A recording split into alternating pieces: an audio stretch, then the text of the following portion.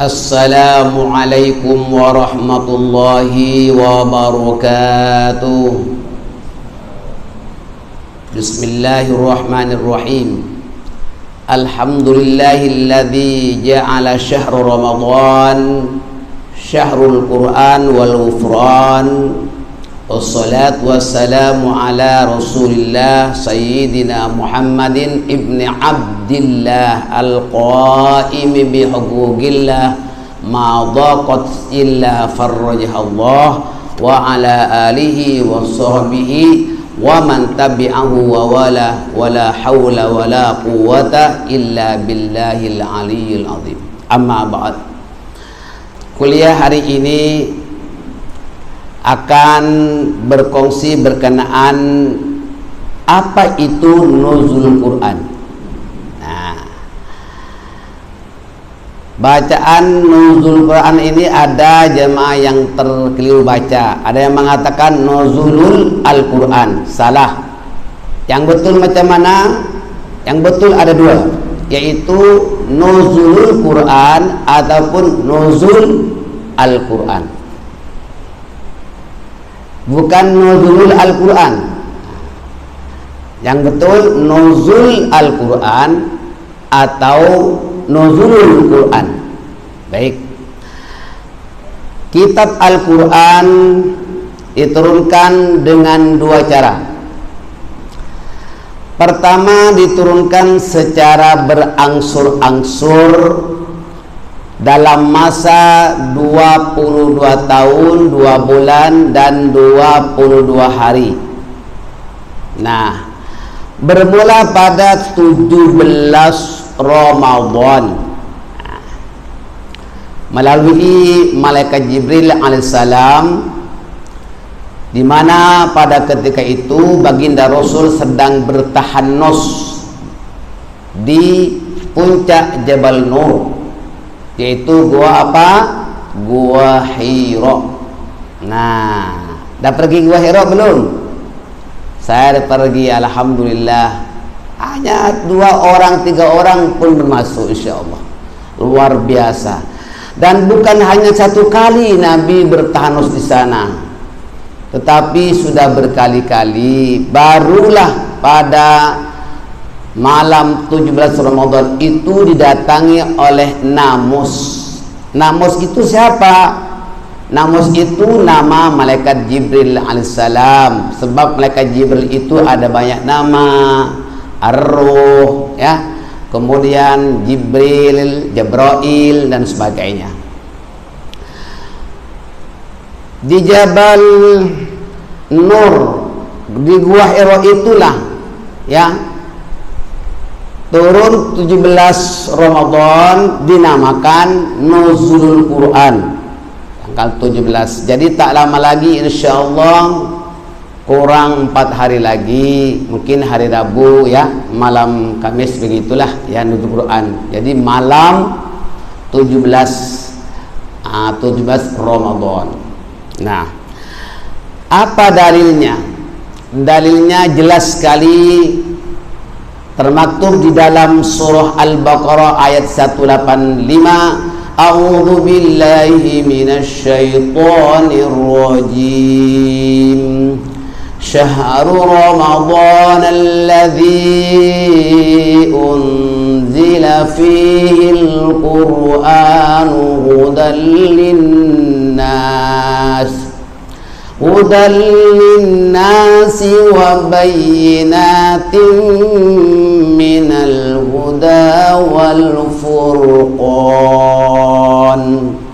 Bulan Ramadan, bulan yang di dalamnya diturunkan permulaan Al-Quran sebagai petunjuk. Al-Quran itu sebagai petunjuk bagi manusia, dan penjelasan-penjelasan mengenai petunjuk itu dan membedakan antara yang hak dengan yang batil, antara yang benar dengan yang salah. Itu namanya Furqan. Maka ada kitab Quran namakan Al-Furqan, Al-Quran. Nah, itu semuanya mengandungi wahyu-wahyu Allah secara berangsur sampai berakhirnya ayat ini turun di Arafat.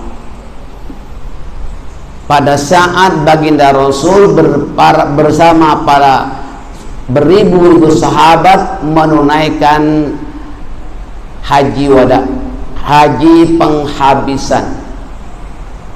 Nah, dalam pidato baginda Nabi betul-betul tak jauh di sebelah, bukan sebelah, dekat ini Masjid Namirah.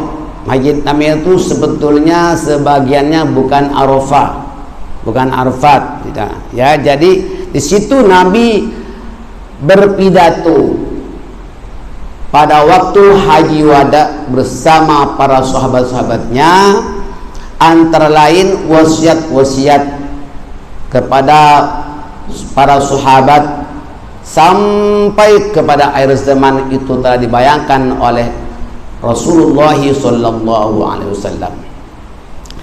Dan ayat yang terakhir turun di situ, yaitu termaktub dalam surah Al-Baqarah ayat ketiga, kan? Al-yawma akmaltu lakum dinakum wa atmamtu alaikum ni'mati wa raditu lakumul Islam adina. Maknanya, kalau Anda tahu, saya rasa Anda pun paham. Langsung Abu Bakar As-Siddiq itu menangis, karena dialah orang yang paling tahu tentang firasat, sebab bersama Nabi sejak daripada awal-awalnya Nabi. Ini ayat turun, maknanya Nabi tak lama lagi di dunia. Ternyata benar. Setelah Nabi pulang ke Madinah lebih kurang 2 bulan, Nabi inna lillahi wa inna ilaihi raji'un, telah pulang ke rahmatillah. Nabi wafat pada hari Isnin. Allahu Akbar. Nah, jadi ayat yang terakhir itulah dia. Anda boleh lihat dalam surah Al-Baqarah, dalam surah tadi Al-Maidah ayat ketiga, itu turun terakhir. Yang pertama ayat turun di puncak Jabal Nur, Gua Hira itu, yaitu hanya 5 ayat. Bismillahirrahmanirrahim. Iqra bismi rabbikal ladzi khalaq, khalaqal insana min 'alaq. Iqra wa rabbukal akramul ladzi 'allama bil qalam, 'allamal insana ma lam ya'lam. Itu saja yang pertama. Setelah itu baru ayat-ayat berikutnya. Nabi menggigil, pulang ke rumah menggigil, kemudian diselimuti oleh istri setianya. Siapa itu? Siti Khadidah binti Khuwailid, menyelimuti karena dia menggigil, ketakutan. Sebab dia tak tahu siapa itu yang datang sama aku ini. Belum pernah Nabi melihatnya. Nah, ketika itulah, oleh karena pakcik daripada Siti Khadijah itu memanglah orang ahlul kitab, orang yang memang ahli kitab, mengadu bahwa wahai Fatimah, wahai Khadijah, awas, kau hati-hati, suamimu itu ya didatangi oleh namus, yakni malaikat Jibril. Dia akan menjadi Rasul Allah, pemimpin besar pada akhir zaman. Allahu Akbar. Namanya pakcik daripada Siti Khadijah itu namanya Waraqah bin Naufal. Ya, jelas. Itu diantaranya. Saudara-saudara sekalian, dalam surah Isra juga diterangkan A'udzu billahi minasyaitonir rajim. Wa Qur'anan faraqnahu litaqra'ahu 'alan nasi 'ala muqatin wa nazzalnahu tanzila. Dan Al-Quran itu telah kami turunkan dengan berangsur-angsur agar kamu membacanya perlahan-lahan kepada manusia, dan kami menurunkannya bahagian demi bahagian, maknanya bukan satu sekaligus. Jadi ini dikumpulkan atas arahan Nabi, ayat-ayat semuanya yang turun itu sahabat harus menulis. Waktu itu mana ada paper, tulis sama kulit kambing, kulit unta, mungkin kepada kayu dan sebagainya lah. Apa yang ada di situ? Sahabat yang yang menulis, banyak sahabat itu. Dan sahabat banyak yang menghafal. Pada zaman Abu Bakar As-Siddiq mula ditulis sudah, mushaf demi mushaf dikumpulkan. Maka oleh karena kekhawatiran banyak sahabat yang hafal Al-Quran takut meninggal dunia, takut wafat, maka diperintahkan supaya kitab Al-Quran, ayat-ayat ini, mushaf-mushaf ini dikumpulkan secara teratur. Yang menjadi ketua, sebab itu ada tim panitia yang menyusun orang yang hafal Quran semuanya, diketuai oleh siapa ya? Sahabat yang masyhur Zaid bin Sabit. Ingat, Zaid bin Sabit ketua tim. Nah, ketua tim karena dia semua hafal Quran. Dan pada masa khalifah yang keempat, khalifah yang ketiga, siapa itu? Amirul Mukminin Sayyidina Utsman bin Affan radhiyallahu an, maka lengkap semuanya. Disusun menjadi berapa juzuk? 30 juzuk, 114 surah disusun. Dan tulisan itu dinamakan tulisan Utsmani, sebab di zaman sahabat Sayyidina Utsman alaihissalam. Jadi banyak jasanya Sayyidina Utsman itu juga. Ya, kalau tidak kita tak tahu Al-Quran itu gimana. Dan itu memanglah perintah daripada Allah Subhanahu wa taala. Dan itulah diantaranya tentang turunnya Al-Quran itu macam mana boleh sampai sama kita. Saudara-saudara sekalian, ini sahabat-sahabat yang terkemuka, yang banyak hafal Al-Quran, ya.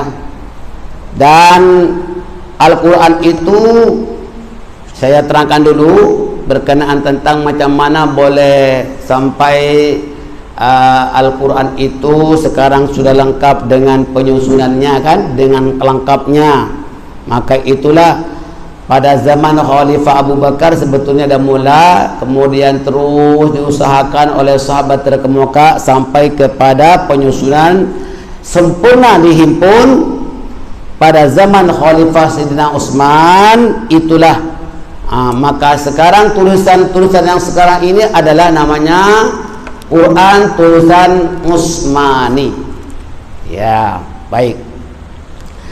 Tetapi maaf ya, bukan seperti harkat yang lengkap seperti sekarang, bukan. Dia tidak ada harkat. Macam mana kalau tak ada harkat yang kita nak baca? Alhamdulillah, dengan gerak Allah, dengan izin Allah, ada satu sahabat yang bernama Abu Aswad Ad-Duwali radhiyallahu an, adalah orang pertama yang melengkapkan harokat. Tahu harkat? Baris bawah, baris atas, ada harkat fathah kasrah, ada harkat fathah dhamma, ada. Itu dulu tak ada. Coba bayangkan. Jadi sekarang alhamdulillah sudah sempurna. Bahkan sekarang telah ditafsirkan dengan berbagai bahasa di dunia. Nah, oleh cendekiawan-cendekiawan, ulama-ulama besar yang telah mempunyai syarat untuk wajar, artinya syarat untuk menjadi mufassir. Mufassir itu orang yang ahli menafsirkan Al-Quran, ada diterangkan. Nah, macam-macam, ada tafsir Baydawi, Jalalain, ada tafsir Ibnu Katsir, dan macam-macam lagi itu tafsir diuraikan. Nah, sebab itu hazanah yang amat mulia dan tinggi nilainya di sisi Allah Subhanahu wa taala. Saudara-saudara sekalian, jadi banyak kita bersyukur sekarang kita ini tak perlu lagi buat macam perubahan-perubahan apa, cuma tinggal nak baca saja. Apalagi nak, ya, cuma tinggal belajar saja macam mana tajwidnya, ya, makharijul huruf, cara memakan huruf. Sebab Al-Quran ini semuanya bahasa Arab. Kenapa tak bahasa Melayu? Pasal Nabi Muhammad bukan orang Melayu. Nabi Muhammad orang Arab. Jadi diturunkan kepada baginda Rasul dalam bahasa Arab. Nah, ada panjang, ada pendek, ada tebal, ada tipis. Wajib berguru.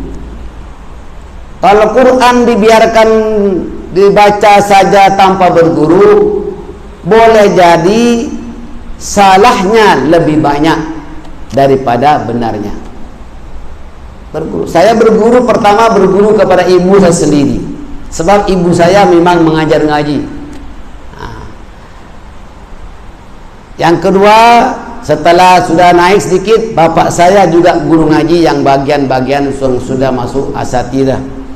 Kemudian saya lanjutkan ke pesantren kepada ulama lagi besar. Itu sesudah sholat subuh. Tidak ada ulama-ulama besar di dunia, tidak ada santri-santri orang cendekiawan yang pagi-pagi tidur. Tak ada. Mana ada ulama pagi tidur? Tak ada. Bahkan kalaupun nak tidur pun, kita mau tidur boleh, tapi after sesudah matahari terbit boleh tidur. Jadi habis sahur kita akan sholat subuh. Habis subuh itu tak boleh tidur sampai matahari terbit. Itulah yang amalan-amalan ulama-ulama, sahabat-sahabat, semua orang cendekiawan orang Islam tak ada tidur melainkan setelah matahari terbit. Kalau anda mau jadi ulama banyak rezekinya, tak usah susah rezeki cari sendiri. Mana ada ulama miskin? Mana ada ulama pergi ke sawah? Tak ada. Tapi rezekinya bercurah-curah. Tak usah tanam semangka, tak usah tanam rambutan, semua datang berlori-lori. Iya, saya saksinya. Sampai tak temakan, alhamdulillah. Kan orang petani-petani itu anaknya semuanya ada di pesantren. Apabila musim rambutan, musim langsat, musim apalagi itu durian, datang ke pesantren bukan 1 kilo 2 kilo, membawa semangka itu berlori. Tahu tak? Berlori, bukan lori yang besar, bukan. Pick up lah. Saya saksinya. Luar biasa jadi ulama ini. Mana? Belum mengajar kerjanya. Tapi Allah jamin. Intan surullah yansurkum. Jika kamu tolong Allah, Allah pasti tolong kamu. Itu kena ingat. Jadi jangan segan-segan kita mau jadi volunteer di masjid, tapi mesti ikhlas, mesti jujur. Jangan buat sesuatu yang tak baik di masjid, jangan bergaduh, jangan berselisih faham. Sebab itu Allah jamin kehidupannya. Jangan bimbang jadi takut papa. Jangan. Ya. Semua rezeki yang sebaik bersih itu daripada Allah. Wallahu khairur raziqin. Allah lah yang sebaik-baik memberi rezeki.